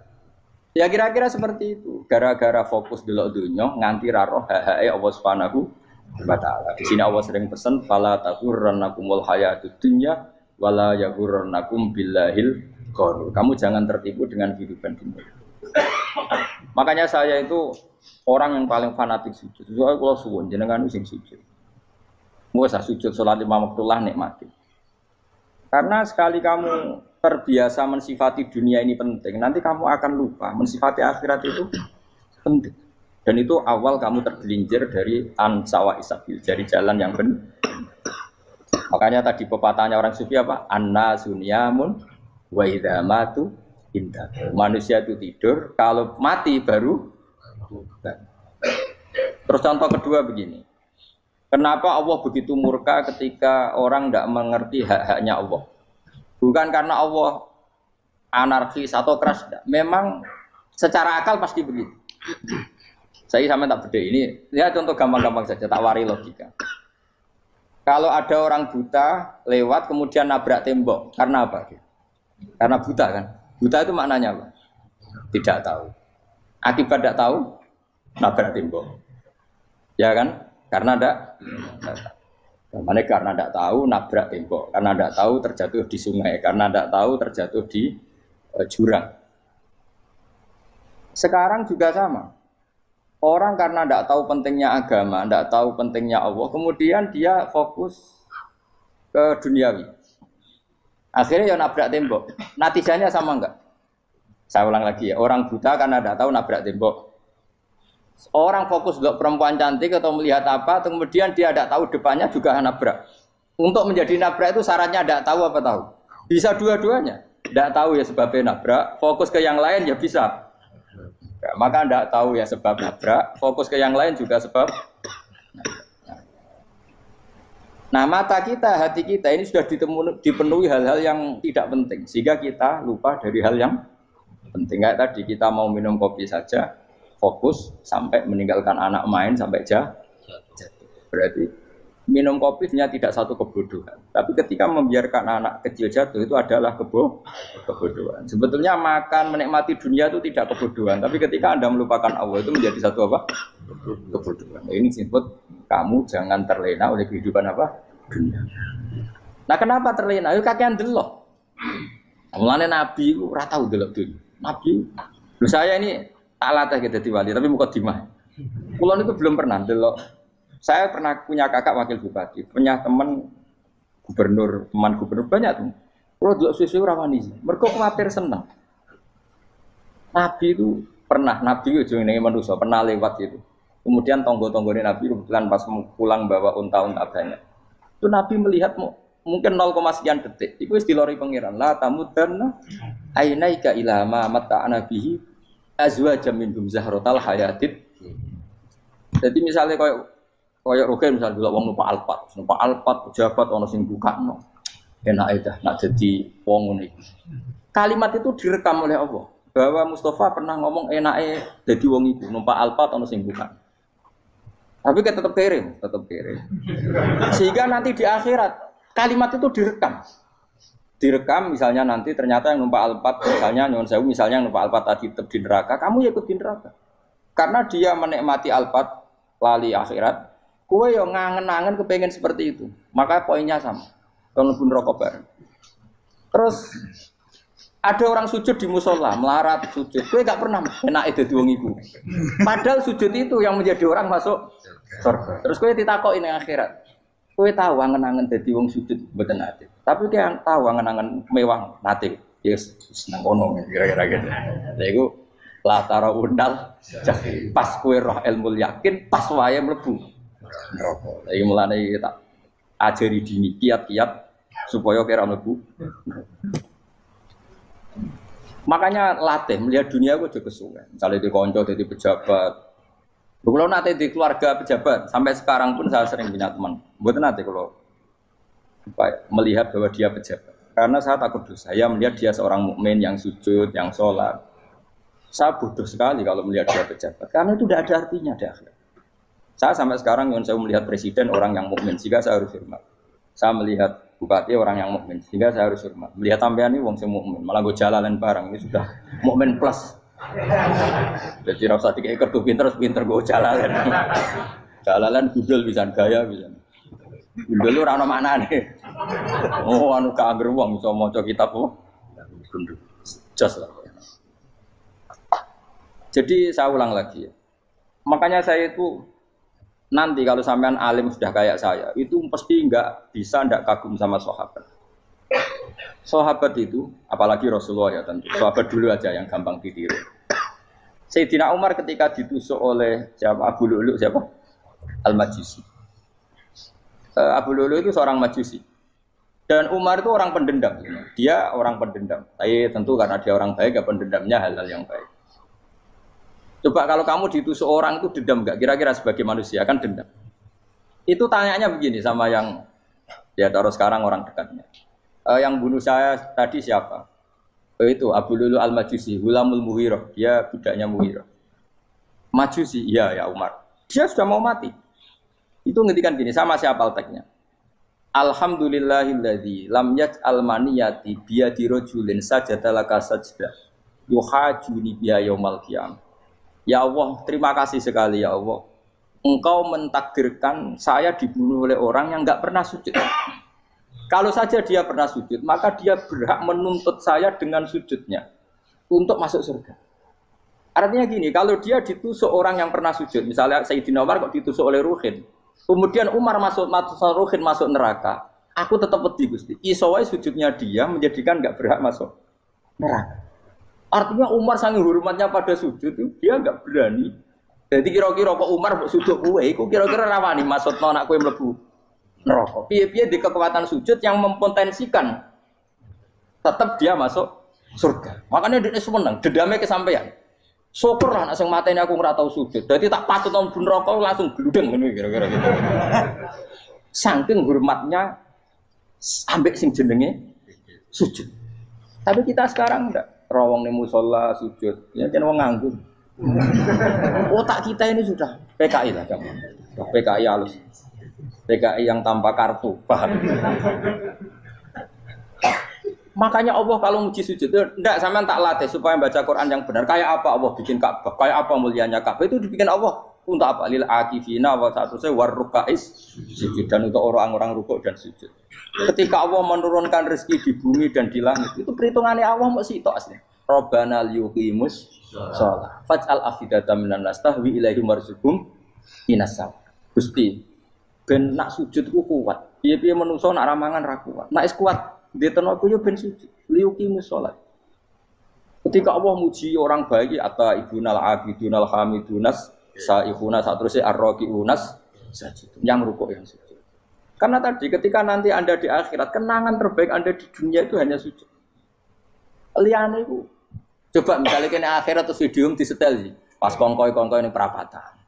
Bariku nglamonem disetel. Beda di pegawai negeri ngayal gajinya sakmene engko sakmene nggo wayo wan terekam kabeh ora sini-sini wong terus tokoh idola sing duwe wae sing tumpakane Alfa di sekretaris saya iku mbok nang utakem iku berpuluh-puluh tahun dan itu jumlahnya poinnya misalnya 100.000 bareng idol anu Kanjeng Nabi mau 10% cuma gayane maca selawat tapi sebetulnya agak tahu bayangno ahli ini miskinan Mbak Amit nih miskinan gayane maca selawat tapi teke ora tahu pengen melarat koyo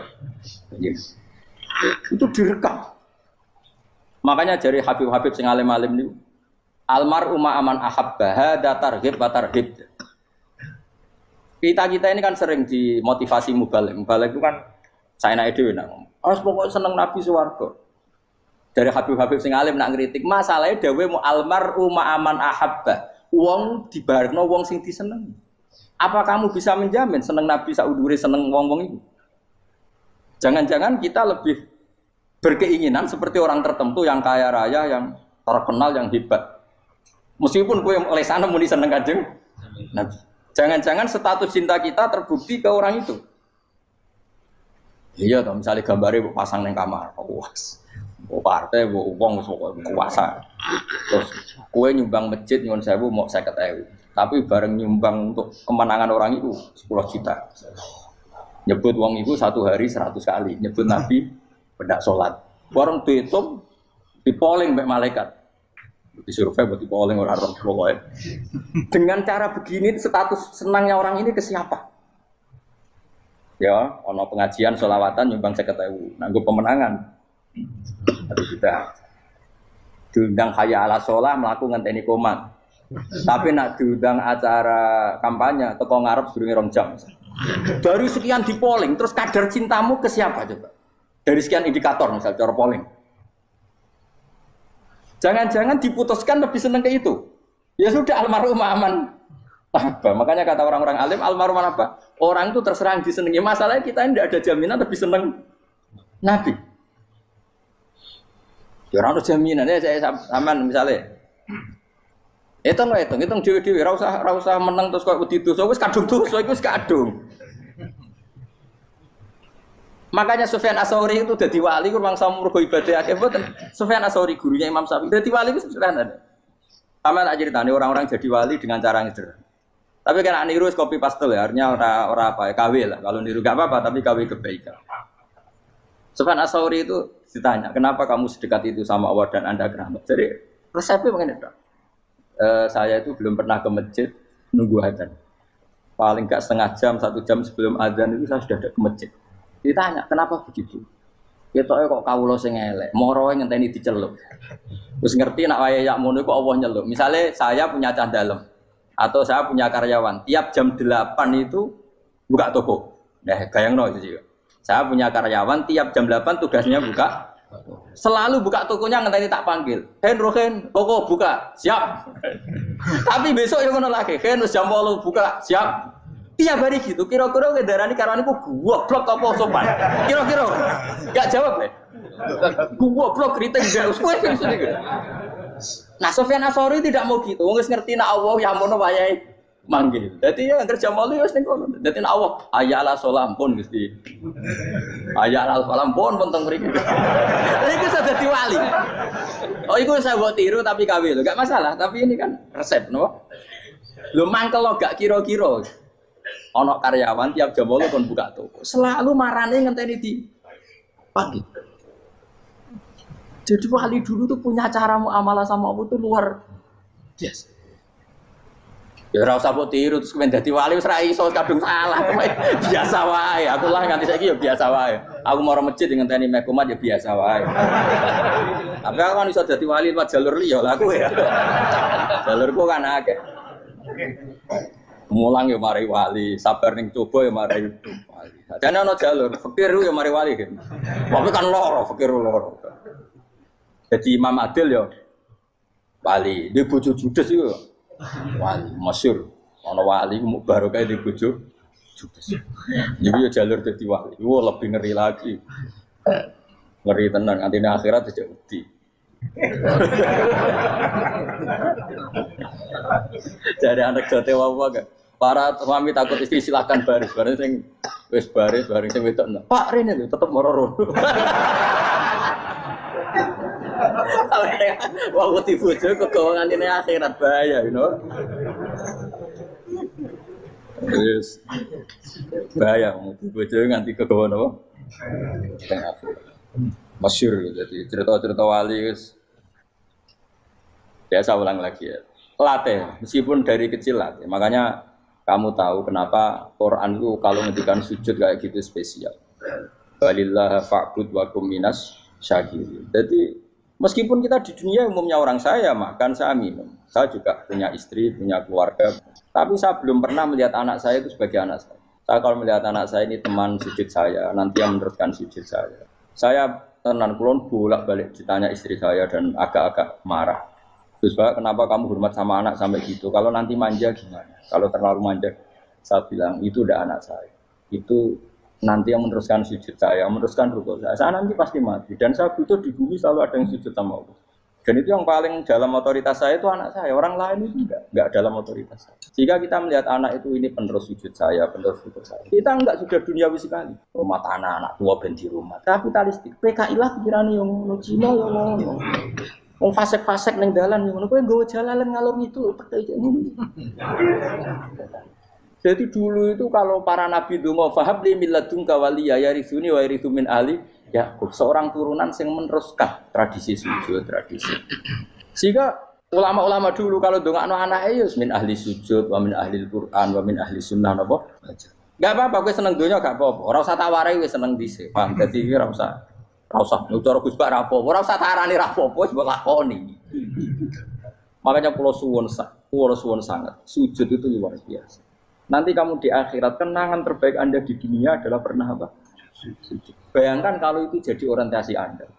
Anda berpolitik, melok partai Gerindra, Golkar, PDI supaya jadi penyuara sujud tidak dilarang di Indonesia karena umat Islam mayoritas. Saking mayoritasnya sampai pejabat rasolat rawani.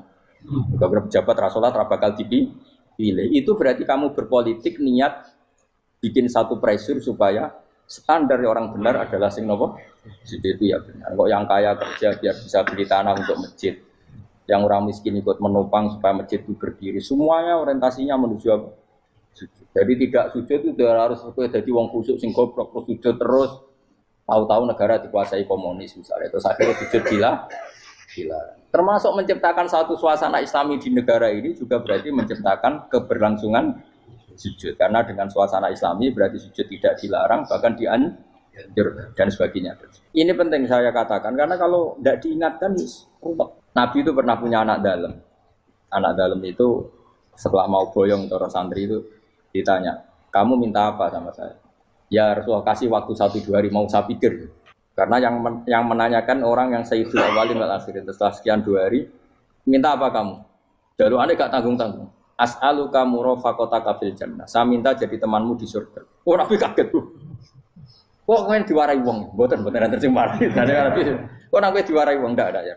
Terus, kenapa kamu minta itu? Kata tadi, kalau saya minta dunia itu nanti zailah. Dunia itu pasti hilang, faniyah pasti hilang. Maka yang abadi adalah saya jadi temanmu di surga. Tapi apa kata Rasulullah Jabir? Fa'inni ala nafsika bikasrotis sujud. Ya sudah, kamu bantu saya, kamu memperbanyak sujud. Kayak apa? Nabi pun mintanya fa'inni ala nafsika bikasrotis sujud. Saya bantu untuk menolong diri kamu, kamu memperbanyak apa? Sujud. Makanya di pertama surat turun itu ada wasjud, kamu bersujud dan kemudian mendekatlah kepada Allah. Tapi sekarang enggak, karena kita kena hijab duniawi. Mitra penting, semuanya penting dan semuanya penting itu makna di hati kamu adalah hadun. Bahkan ngidolakno kiai perkara hadun nafsu, kowe nak dadi kiai gede. Wah, teko ditolak Al-Badru. Wale naku pidato MC ne muni Syekhul Fadilah wal Karomah, mbah sauni-unine MC. Bare kudu disangoni dihormat. Tekan muji ulama wae dari segi dun. Ya, bare iso wayo akeh macam-macam. Utek nek elek, tekan muji ulama wis dari segi. Makanya saya ini termasuk ulama, kalau nanti saya ngebes biasa. Kalau jarang kerja di panggungnya, seneng dulu. Supaya semua ulama udah dipandang secara apa? Dunia. Saya sampai sekarang ngedus anak kalau biasa. Teng pasar gitu biasa, kalau marung teng pasar mangan gitu biasa. Nak seneng kalau ben atas nama wong alim, karena apa? Kalau kita terlalu menikmati dunia, lama-lama orang seneng ulama juga dari sisi dunia. Keren, jadi kiai teko disualami dicucupi, munggah. Ya enggak apa-apa itu enggak dosa sebenarnya, tapi takut saya elek-elek ini ngejolakno perkara duniawi, show-nya itu lho, Pak. Dadi wong ini tak pikir teko ngaji bar wis warmu paham karmu ora karep. Mulan ngarep ora ngaji karmu. Sing rugi kowe aku tenang ae aku.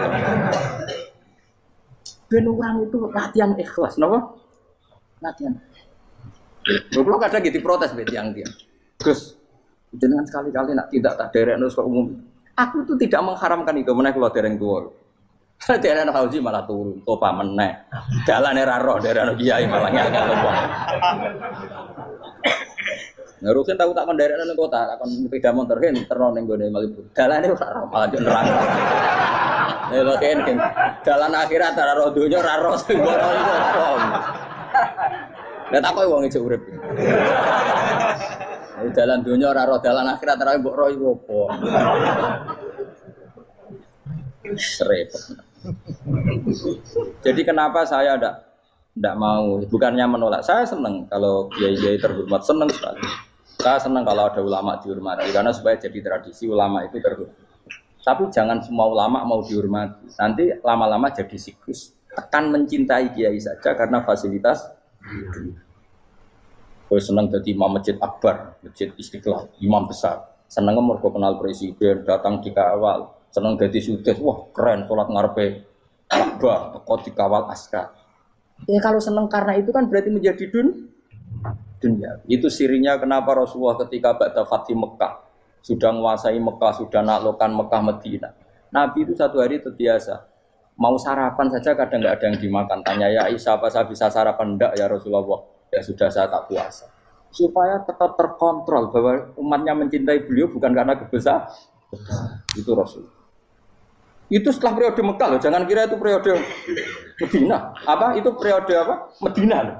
Periode yang setelah Nabi punya segala. Tapi Nabi tetap seperti itu. Kenangannya Aisyah sebagai istrinya apa coba? Dia cantik. Cantik sekali. Aku tahu jajal turu ngarepin Nabi terlentang.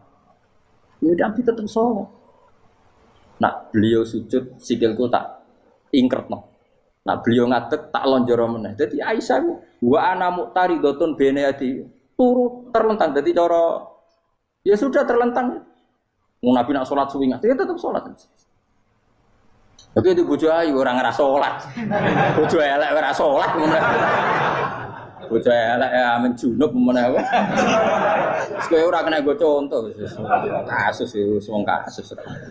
Kowe di bojo ayu prawan turu karep pusing salat ora bos misale lho. Pomone wong jegoten wae tambah over. Mustofa lho kula ora ngenyek jegoten liyane ora usah situ.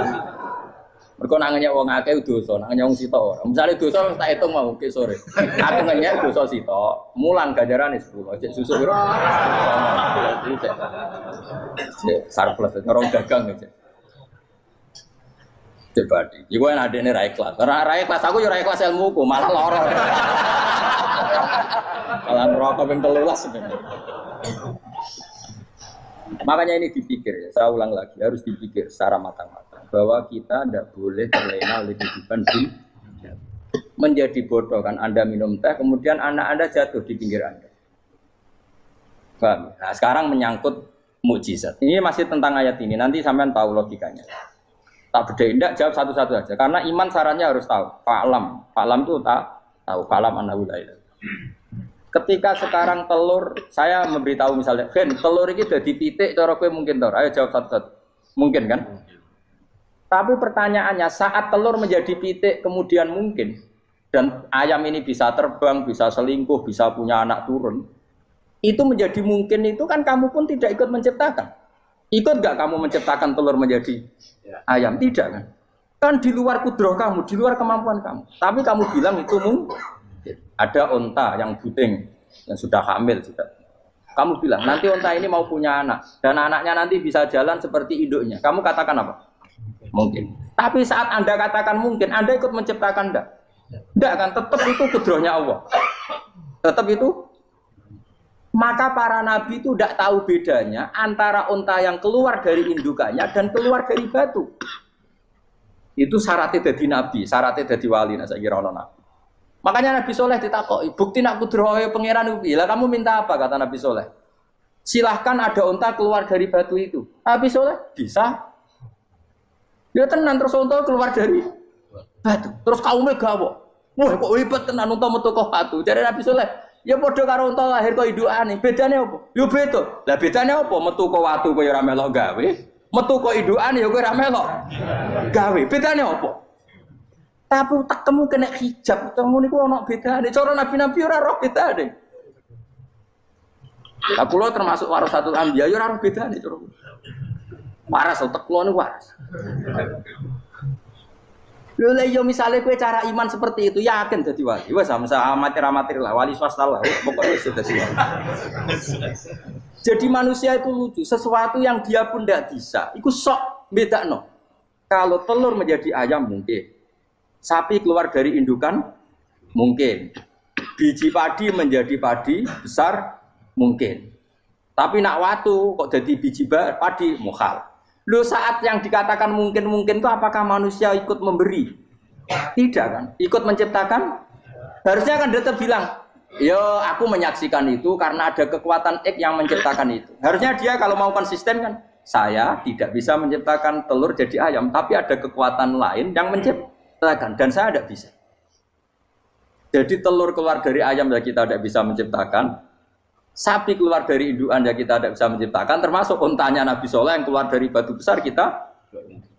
Makanya semua Nabi itu tidak tahu bedanya. Itu bedanya Nabi sama enggak Nabi. Makanya Nabi itu tenang ya, masyhur. Ketika perang Khandaq, Nabi itu kelaparan. Kemudian Jabir datang, ya Rasulullah, istri saya menyiapkan makanan untuk orang 6. Karena kambingnya hanya kecil. Maka hanya orang 6 saja yang kau boleh datang ke situ. Tapi Rasulullah dengan santainya, ya ahlal Khandaq. Padahal yang ngeduk Khandaq itu sekitar 3.000, ya ahlal Khandaq. Halumu ilayya, yuk ke Jabir. Karena Jabir sona atau aman, bikin makanan untuk kalian. Itu 3.000 orang. Wah Jabir dimaki-maki sama, sudah bilang untuk orang 6 Nabi, ya apa-apaan orang banyak. Itu mesti tidak cukup, kita mana. Nabi santai.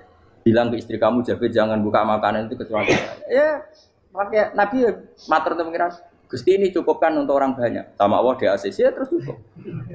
Karena bagi Nabi, Nabi tahu betul. Sekarang ketika beras menjadi beras, apa dalam kudroh kamu, dalam kemampuan kamu? Enggak kan? Ketika sistem tubuh kita makan kemudian jadi kenyang, apa dalam kemampuan kamu? Kue muni mangan maknane sego bolebokno mulut, terus kue darani punya kemampuan makan. Apa setelah itu kamu mengendalikan sistem saraf kita, sistem urat kita? Enggak kan?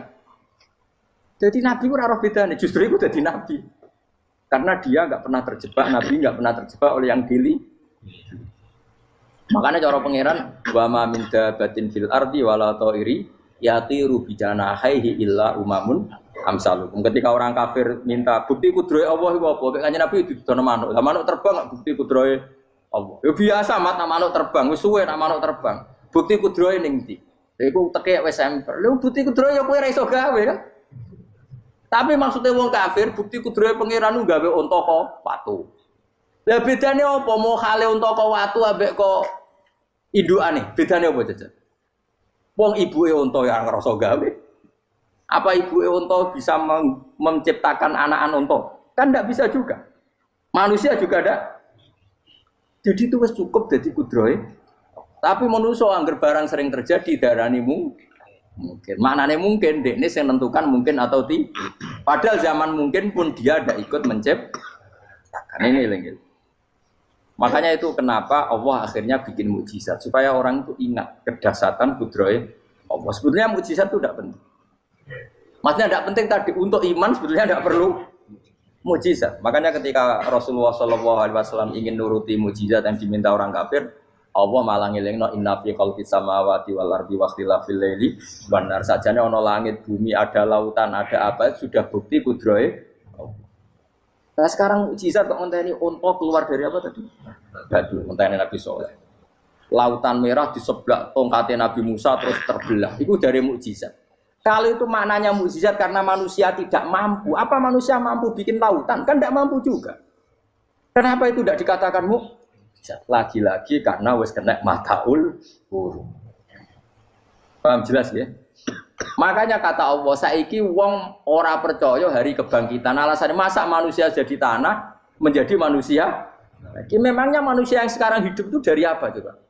Sengke nado melok pilek, pilpres, melok dukung mendukung itu memangnya dari apa coba? Dari tanah kan?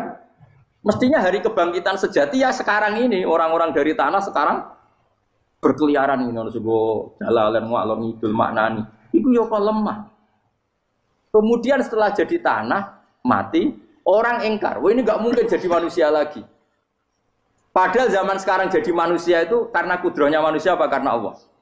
Karena Allah. Dan manusia sekarang dari tanah apa enggak? Dari tanah. Harusnya ya berpikir seperti itu. Kalau kudrohnya Allah bisa menjadikan manusia sebanyak ini dari tanah, tentu Allah tetap mampu nanti setelah jadi tanah menjadi manusia. Itu malah nek kula wedi urip ya wedi tenan. Karena tadi dari hidup menjadi tidak tahu. Annasamun wa idza matu tidak tahu. Kita semua hanya tidur setelah mati baru karena baru tersadar. Makanya analogi itu penting, kias itu penting. Ya saya beri contoh berkali-kali saya menyontohkan. Sampean tak warai hujah ulama. Nanti pasti sampean taslim itu pasti nyerah. Kalau kamu disebut jeleknya oleh orang lain, kamu mangkel enggak? Mangkel kan? Itu Imam Ghazali gini, kamu tak kasih resep supaya kalau ada orang ingatkan kejelekan kamu itu tidak mangkel. Apa itu resepnya? Misalnya gini, di baju saya ini, inna fi thawbika akroban wa hayatan. Di baju kamu itu ada kalajengking yang berbisa atau ada ular yang berbisa. Ada orang ingatkan itu. Kamu terima kasih apa enggak? Terima kasih. Karena ada sesuatu yang bahaya di diri kamu, diingatkan. Dan karena diingatkan itu Anda terus bisa menghilangkan sesuatu yang bahaya tadi.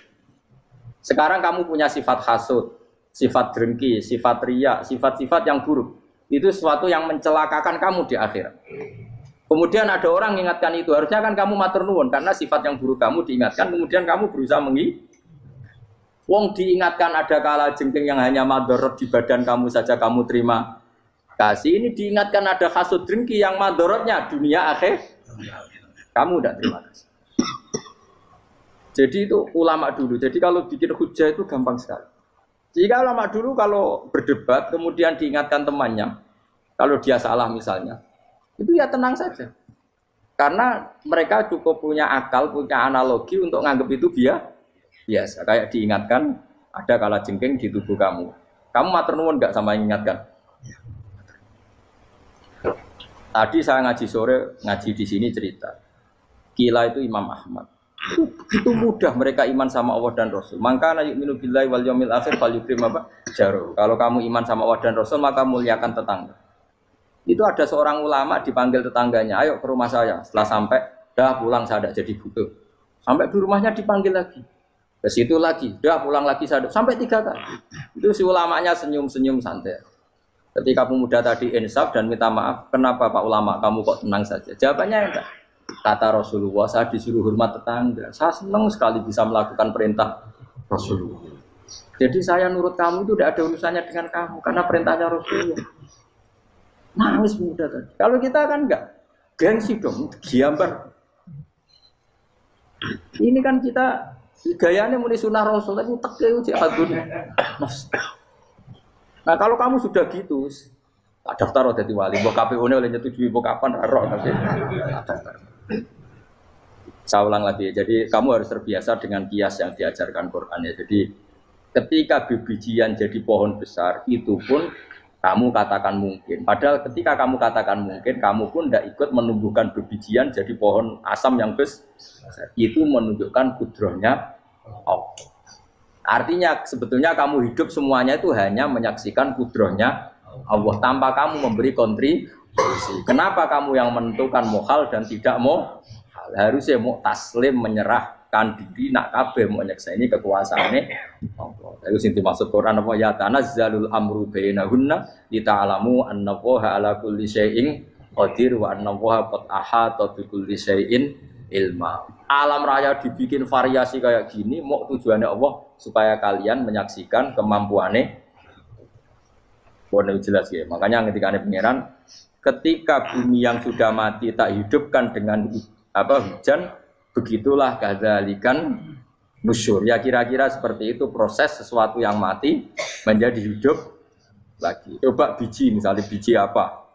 Biji kurma atau biji kacang atau biji apa? Kamu simpan di rumah bertahun-tahun, berpuluh-puluh tahun. Tentu ini berstatus biji yang mati. Kamu tanam